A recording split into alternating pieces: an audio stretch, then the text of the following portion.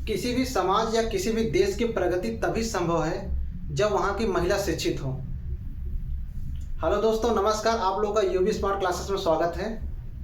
अभी आपने जो पंक्ति सुनी वह पंक्ति मेरी नहीं है। वह पंक्ति एक ऐसी महिला की है जिसे क्रांति ज्योति, भारत की प्रथम शिक्षिका महिला भी कहा जाता है। मैं बात कर रहा हूँ आज की दिन जन्मी 195 जनवरी सावित्री बाई फुले जी की बात कर रहा हूँ मैं।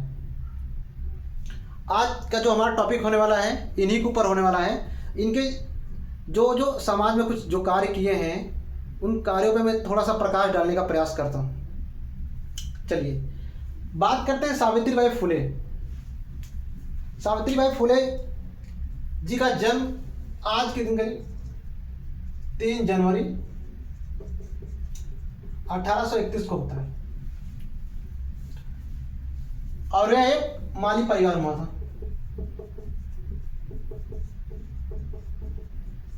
माली परिवार उस समय इसे एक अछूत माना जाता था, निम्न जाति में पिछड़ा वर्ग माना जाता था इस माली परिवार को। और यह महाराष्ट्र में नया गांव है। महाराष्ट्र में पास सतारा जिला है जो करीब पुणे के पास पड़ता है। नया गांव, वहां इनका जन्म हुआ था। इन्हें सावित्रीबाई फुले को क्रांति ज्योति भी कहा जाता है। अगर इन्हें हम वीरांगना भी कहें तो कोई गलत नहीं होगा, क्योंकि इन्होंने जिस तरह, जैसे वीर एक लड़ता अपना युद्ध में मैदान में, लेकिन इन्होंने जो समाज के रूढ़ियों के खिलाफ जिस दृढ़ता से लड़ा है वह भी एक वीर ही कर सकता है। तो इन्हें हम वीरांगना भी कहें कोई गलत नहीं होगा। बात करते हैं, इनका जन्म होता है 3 जनवरी 1831 को एक माली परिवार में, जो कि इस समय महाराष्ट्र के पुणे नया गांव में होता है।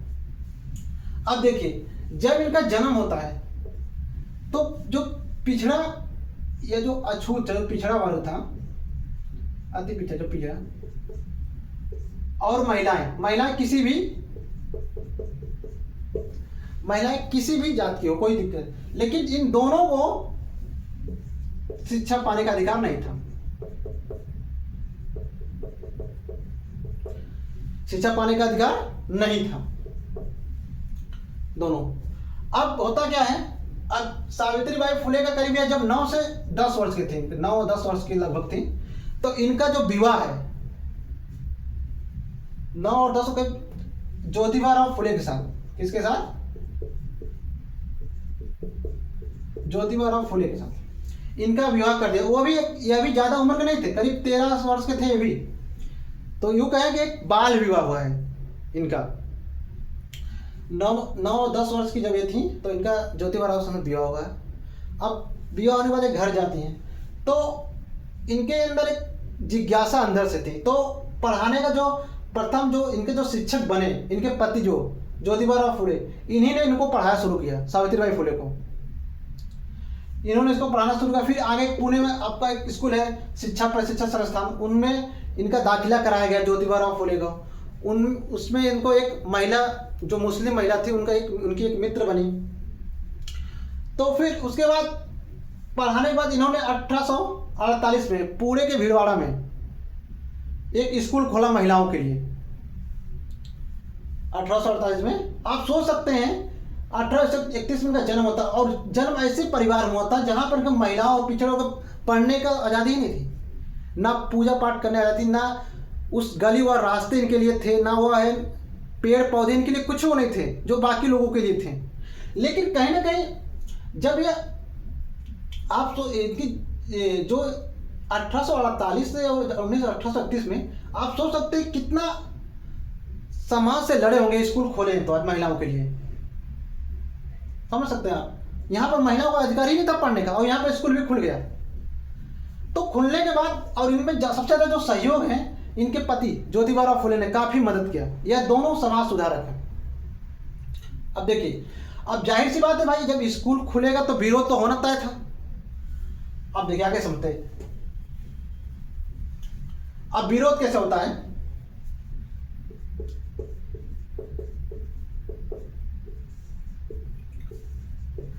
एक तो राष्ट्रवाद,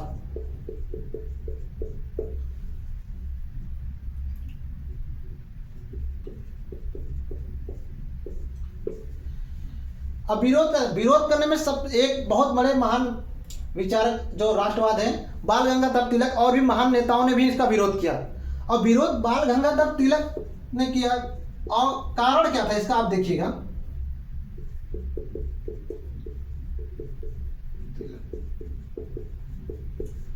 आप जानते हैं जब बाल गंगाधर तिलक जब यह स्कूल खुला 1848 में पुणे की मीरवाड़ा की महिलाओं के लिए स्कूल खुला था, तो वहाँ की सावित्रीबाई फुले प्रिंसिपल थी, प्रधानाध्यापक थी। अब राष्ट्र जब स्कूल जब देखिए बात करते हैं राष्ट्र की, राष्ट्र क्या जैसे जहाँ पर किसी प्रकार की लैंगिक भिन्नता ना हो, सामाजिक और एक निम्न वर्ग जाति वर्ग ऐसी कुछ भावना ना हो, तो उस समय राष्ट्रवाद धीरे धीरे जागृत हो रहा था जब यह स्कूल खुला। अब राष्ट्रवाद जब जागृत हो रहा था तो हिंदू और जो मुस्लिम थे वह आपस में मिल रहे थे। राष्ट्रवाद मिल रहे थे तो कहीं ना कहीं इन लोगों को लगता था कि राष्ट्रवाद अगर जाने की भाई यहाँ पर निम्न जाति के लोगों महिलाओं के लिए स्कूल खुल रहा है तो शायद वह राष्ट्रवाद में हिस्सा ना ले। क्लियर? लेकिन इनके राष्ट्रवाद उतना ही जरूरी है जो समाज के इनके साथ दो जो झगड़े हुए लोग हैं, समाज के जो नीचे के तबले लोग हैं, जो इनके शोषित वर्ग है, जो शोषण किए गए लोग हैं, तो अब उनके लिए जो थोड़ी सी जो चिंगारी जली है, सावित्रीबाई फुले ज्योतिबा फुले जो थोड़ा सा चिंगारी जलाए हैं, अब वह या तो इंतजार नहीं कर सकते थे कि आप राष्ट्रवाद अब आज़ाद हो उसके बाद हम लोग समाज सुधारक काम करेंगे, ये तो हो नहीं सकता। लेकिन दोनों तो कहीं ना कहीं अपनी जगह बातें सही है। तो यह राष्ट्रवाद का हवाला दिया गया।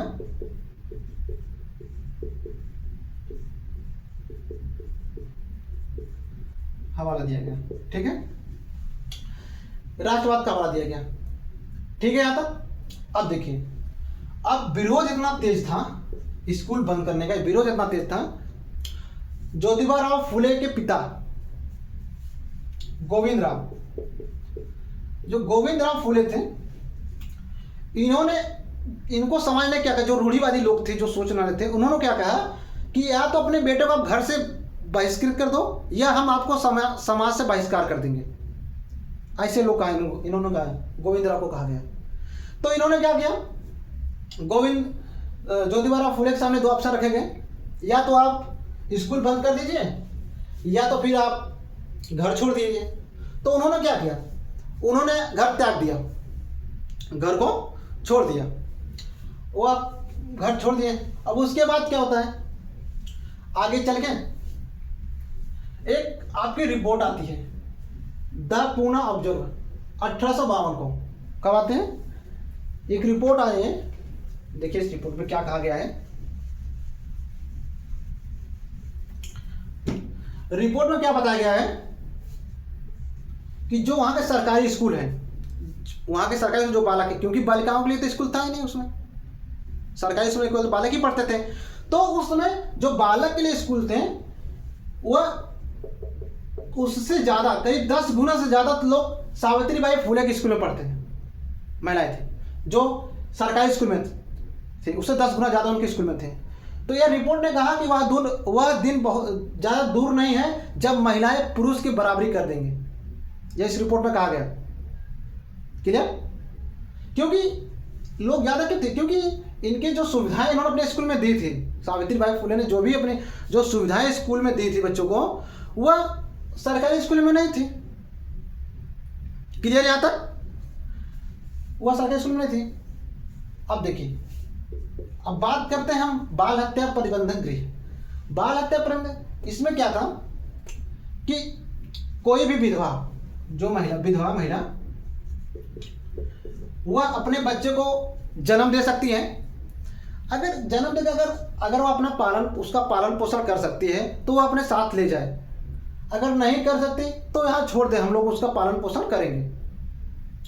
और इसकी जो बाल हत्या प्रतिबंधक जो गृह जब प्रेरणा मिली सावित्रीबाई फुले को, इन्होंने क्या हुआ, एक बार एक व्यक्ति था, उसने एक महिला के साथ रेप किया था। तो वह महिला जो गर्भवती हुई, जो बच्चा गर्भवती हुई, तो उसे समाज ने इतना ताना मारा कि वह अपने बच्चे को मार दे। समाज ने, तो वह महिला अपने बच्चे को मार देती है, तो उसको अंडमान और निकोबार द्वीप में जाके उसको सजा मिलती है, जेल मिलती है। तो उससे प्रेरणा मिलती है सावित्रीबाई फुले को, जब यह प्रेरणा से यह बाल हत्या प्रबंधक गृह खोलती है, जिसमें विधवा महिलाओं के लिए बच्चे को स्कूल में अपना पढ़ाने के लिए आप छोड़ दीजिए, कोई दिक्कत नहीं। आप समाज में अगर नहीं इसका देख रेख कर सकती तो यहाँ पर आप छोड़ सकते हैं। यहाँ तक क्लियर है? चलिए अब देखिए, अब इनका जो एक और विरोध होता है स्कूल में, जब यह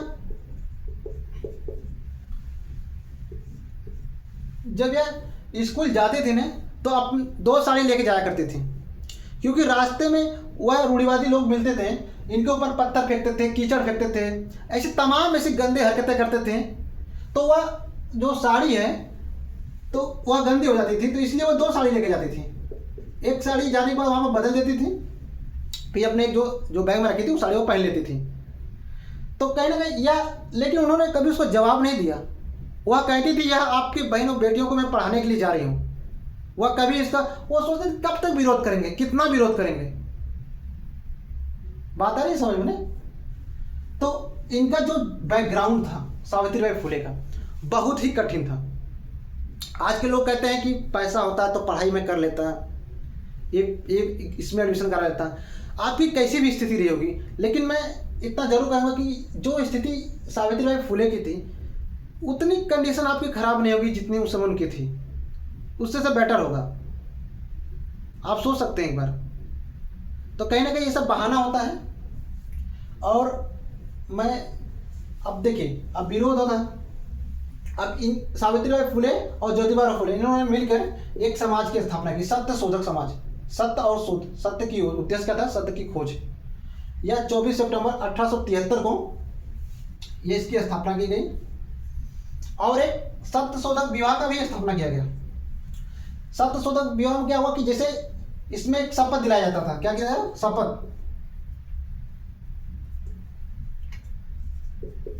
शपथ दिलाया जाता था कि आप अस्पृश्यता को दूर रखेंगे, आप लैंगिक जो भिन्नता उसको कम रखेंगे, आप किसी के साथ भेदभाव नहीं करेंगे। ये तमाम ऐसी चीजें इसमें ना सत्य शोधक विवाह कर चालू किया था उन्होंने, इसमें शपथ लोगों को दिलाया जाता था, ठीक है, कि ताकि आप किसी के साथ भेदभाव ना करें।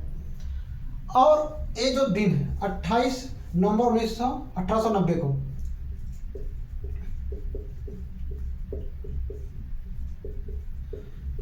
ज्योतिबा फुले का देहांत हो जाता है।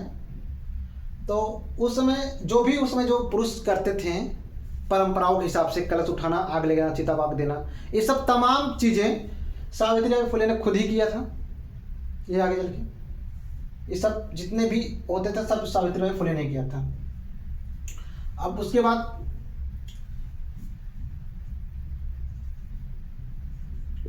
1896 में अकाल पड़ता है। उसके लिए भी इन्होंने काफी हड़ताल की। लोग, सरकार क्या था कि निम्न वर्ग के जो बच्चे लोग थे उनको कुछ देख ही नहीं रही थी, जो उच्च जाति के लोग उनको मतलब सरकार सेवाएं उपलब्ध कराती रही। तो 1857 में एक महामारी प्लेग आया। महामारी से काफी लोग ग्रसित हुए, उनकी सेवाएं की। तो इनकी सेवाएं करते करते यह खुद उसमें ग्रसित हो गई, उस रोग में खुद ग्रसित हो गए। और अंततः 10 मार्च